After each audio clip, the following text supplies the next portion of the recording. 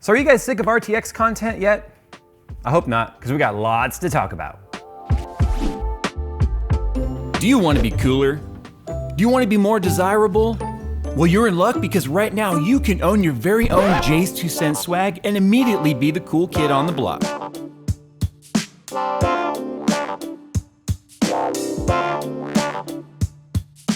Max out your sex appeal by following the link down below. Okay, now SLI is something that has been really kind of a point of, well, I guess non-relevancy over the last couple of years, because with Pascal, they kind of did away with 3-way and 4-way SLI. I used to run 3-way SLI with my 980s and my 780s, and it was kind of a thing where people were like, SLI is sort of dead, NVIDIA doesn't care anymore. So obviously by them using NVLink on these cards, which is extremely higher bandwidth than any even HB bridge that we're used to in the past, we are going to be testing some SLI to see if this is scaling well, because with the massive amount of bandwidth now that NVLink can carry, we're going to test it. But here's the problem. I have OCD to a degree, and I just can't do mixed cards. I could have taken my 2080 Ti Founders and then taken my triple slot EVGA card and put it on the second slot and it wouldn't have interfered, but that's okay because we've got two MSI Gaming X Trios that we're going to use today. Custom PCB, custom power delivery, and a massive amount of cooling. So this is the MSI 2080 Ti Gaming X Trio. Can you tell why they call it Trio? It's got 3 fans. It is a custom PCB. It's got triple power plugs on here. So it's got 2 8-pins and a 6-pin, obviously because of beefed up power delivery. Massive heatsink. As you can see right here, it's got a smaller fan in the front. A lot of people were like, why the smaller fan?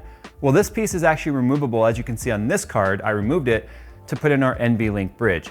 There's actually 2 screws that you have to remove to take this piece off. I'm not a fan of that because easy to lose those screws in that piece or whatever. It would have been nice if they had made it so it was just like a slot that could pull in and out, just like the cover for the NVLink on the Founders card. But this right here should hopefully give us a good advantage when it comes to the other guys who are gonna be doing SLI videos right now, AKA Steve Gamers Nexus. I'm coming for you with these bad boys, and I've got a trick up my sleeve. Hope you're watching. But by the time you watch, it's already happened. So I also put my X299 Dark from EVGA back on here, which has my 18-core, 36-thread Intel 7980XE. There's 2 reasons why I did that. One, I mean, graphics score is what we truly care about when it comes to the GPUs. So the CPU gives us a nice combined score for that world record spot, which we're gonna get today. But it's more or less, I changed this from my 8700K Maximus board because of the slot spacing. The Maximus board has a 4X slot up top, and the first 16X is actually slot 2, which pushed the card down 1, which made it completely sandwiched to where the 2 cards were touching, and you could not use it in that config. So that's something you need to keep in mind. With the beefy size of the cards these days, if you are going to be going with an SLI setup, definitely not cost effective, but the elitist and the enthusiasts out there will probably do it. If you're pushing these cards up against each other, which is very easy with these being 2.5 to 3 slot cards, you need to keep that in mind. So you need at least a 3 or 4 slot spacing. We're using 4 slot right here. As you can see with the triple card, leaves 1 slot in between. Now I did do temperature testing with it sandwiched. The top card hits 84, 85 immediately with the fans on 100%. Bottom card sits in the high 50s, low 60s. As soon as we spaced this out with 1 space, the temperature stayed within about 8°C of each other and totally under our thermal limits, which we set. So as long as you have 1 space in between them, you should be okay. So with that, let's go ahead and fire this up and let's see how well this is actually scaling. We're gonna compare it to our original benchmark numbers of the Founders card. So with that, let's power it up. Oh look, rainbows. I put a picture up on Twitter showing the cards. And most people were like, oh my God, the RGB puke, blah, so sick of RGB, blah. You know, at this price point, if it didn't have RGB, I bet you'd complain too. So in preparation for these behemoths though, I've got my 1600 watt, it's a gold rated PSU, but we're not gonna be using a whole 1600 watts. I've got headroom. I've also got a 6-pin PCI Express plugged into the motherboard for supplemental power so that it's not pulling all those watts just through the traces in the 24 pin. So it's being directly supplemented to the PCIe, which can help with overclocking stability. But again, I've got a total of 6 PCI Express cables hooked up to this. We're also gonna be using Precision X1 for our overclocking, because not only are we gonna SLI, these are overclocking cards. If we don't overclock them, what is the point of having them? Custom PCB, custom cooling plates, big ass heat sinks, 3 fans. If we don't actually overclock these cards, I mean, we're just leaving performance on the table. So if you guys want to know more about how to use PX1, because I'm not going to go into it in this video, we did a video about how to overclock RTX cards. You guys can just go and check that one out. We go into in-depth on all these different settings, what they mean and what they do. So I'm going to go ahead and overclock these cards. I mean, why the heck not? This is an overclocking card, so we're going to. You can see SLI is enabled, and yes, it's still called SLI, although it is an NVLink interface. It's still called SLI. So that's enabled, and of course we want to make sure our G-Sync is off, which it is.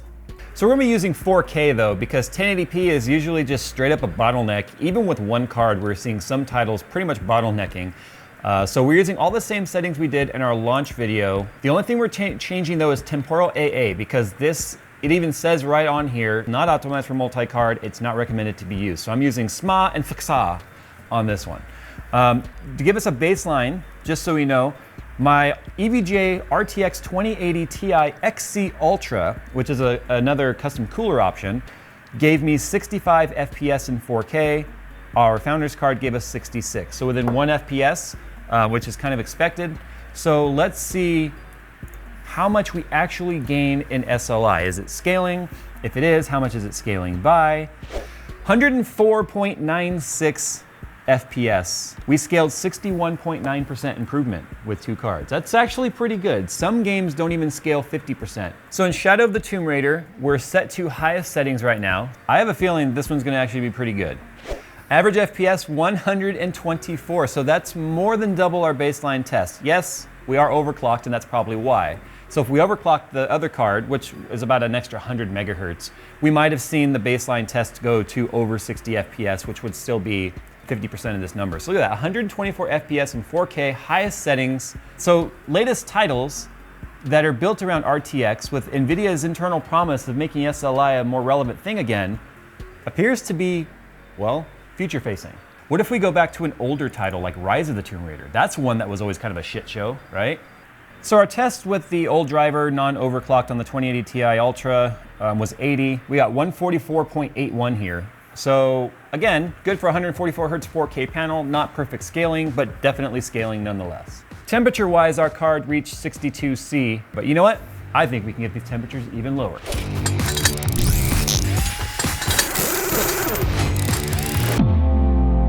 Yo, where you at, Steve? Huh? I bet you didn't see this coming. Okay, so Jay's Chiller 2.0 is now ready to fire up. But at stock speeds right now, you can see our CPU is at 20C, PWM or power is at 18C. This motherboard itself is at 16. But we're gonna go straight to 3D Mark with our overclocks and our GPUs, and we're gonna see exactly how we do. All right, so 13,789 in Time Spy Extreme, a graphics score of 14,532. That is massive in Time Spy Extreme. And if we go ahead and compare these results online, Time Spy Extreme for 2-card scenario, number 1. Where you at, Steve? I should probably shut up. He's probably gonna smash my score, but that's fine. 13,789 combined score gets us number 1 in Time Spy Extreme. We are gonna go ahead and just run through the gambit. We're gonna go through all the Time Spies and all of the Fire Strikes and see where we land. Obviously, we're gonna be in the top very high percentile because not many people are running this config. So as long as people are taking time to get their setups going, I'm gonna take the leaderboard while I can.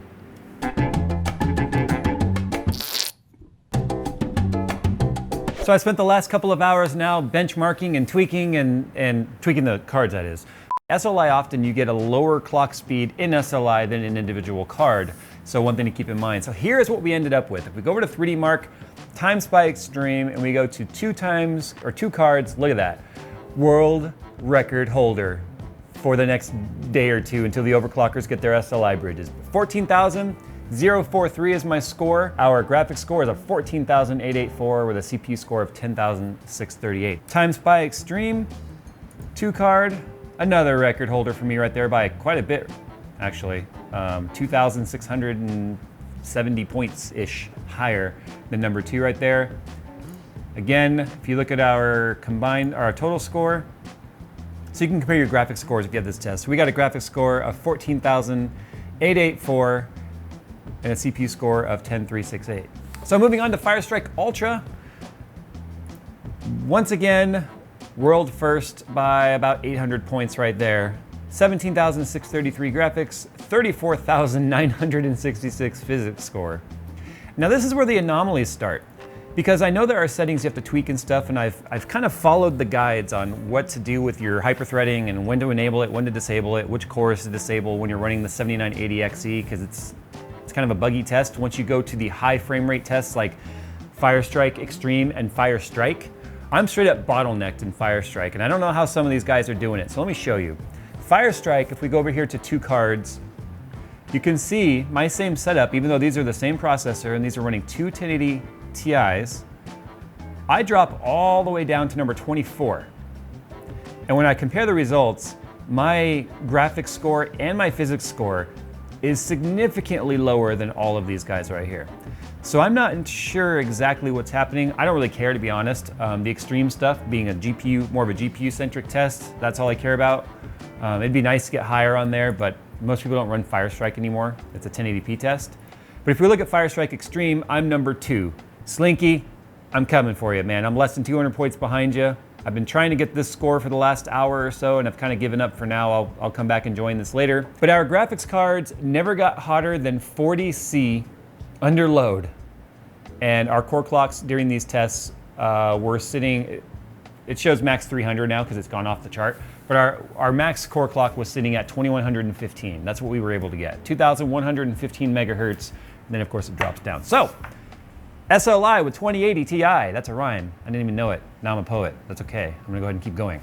Hey. So 2080 Ti SLI is definitely scaling and stuff like 3D Mark. We're just going to see if game developers actually take advantage of it. But in the meantime, having some of these top 10 and top 1 whatever scores is actually kind of fun. At least until someone comes and knocks me off, and it's probably going to be Steve, definitely going to be Kingpin, and all these other guys. Thanks for watching, guys, and as always, we'll see you in the next one.